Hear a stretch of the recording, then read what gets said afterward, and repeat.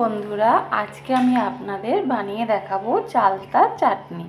চালতার চাটনি বানাতে লাগবে আমার সবার প্রথমে একটা চালতা। আমি এই একটা চালতা নিয়ে নিয়েছি, ভালো করে ধুয়ে রেখেছি। এটাকে আমি কেটে নেব। আর সাথে লাগছে কি, এখানে সর্ষে লাগছে। এখানে আমি দু রকমের সর্ষে নিয়েছি, একটা কালো সর্ষে আর একটা হলুদ বা সাদা সর্ষে, যে যে নামে জানে। আর 1 চামচ মতন পোস্ত, সব বড় বড় চামচের 1 চামচ করে আমি নিয়ে নিয়েছি। আর নিয়েছি 1 বাটি চিনি, মিষ্টিটা আপনারা আন্দাজ মতন দেবেন। আর লাগছে একটা গোটা শুকনো লঙ্কা, একটু নুন আর একটু হলুদ।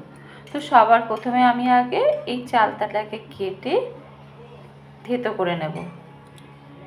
দেখুন তাহলে চালতাগুলো কিন্তু আমি একদম কেটে এইভাবে কেটে নিয়েছি, আর এইভাবে একটু একটু করে থেতো করে নিয়েছি। এইবার আমি করব কি, এই সর্ষে পোস্ত ভালো করে বেটে নেব। এইদিকে আমি এই সর্ষে পোস্তটা ঢেলে জল দিয়ে গুলে রেখেছি। এদিকে আমি কড়াইটা গরম করতে বসিয়ে দিয়েছি।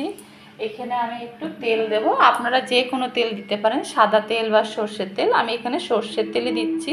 2 চামচ মতন সর্ষের তেল দেব। সর্ষের তেলটা গরম হলে এতে ফোড়ন দেব। তেলটা গরম হয়ে গেছে, এবার এখানে এই একটা শুকনো লঙ্কা ফোড়ন দিয়ে দিলাম। আর এখানে এই সামান্য একটু সর্ষে, আপনারা সাদা হোক কালো হোক যে কোনো সর্ষের কালার হোক, আপনারা একটু ফোড়ন দিয়ে দেবেন। এইবার আমি এখানে যে চালতাটা থেতো করে রেখেছিলাম, এই চালতাটা আমি এখানে ঢেলে দিলাম। দিয়ে আমি একটুখানি নাড়ব। এর মধ্যে আমি সামান্য একটু নুন আর সামান্য একটু হলুদ অল্প অল্প আমি এখানে দিয়ে দিলাম।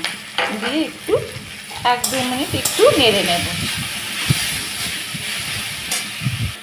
চালতাটা একটু ভাজা ভাজা হয়ে গেছে। এইবার আমি এর মধ্যে এই সর্ষে পোস্ত যেটা বেটে গুলে রেখেছিলাম সেইটা আমি ঢেলে দিচ্ছি। নিচের যে কালো অংশটা, এইটা কিন্তু আমি দেব না, উপরের অংশটাই আমি দিলাম। দেখুন নিচের অংশটা কিন্তু আমি আর দেব না। এবার এটাকে আমি ফুটতে দেব। একটু চালতাটা সেদ্ধ হয়ে গেলেই তারপরে আমি এর মধ্যে মিষ্টিটা অ্যাড করব।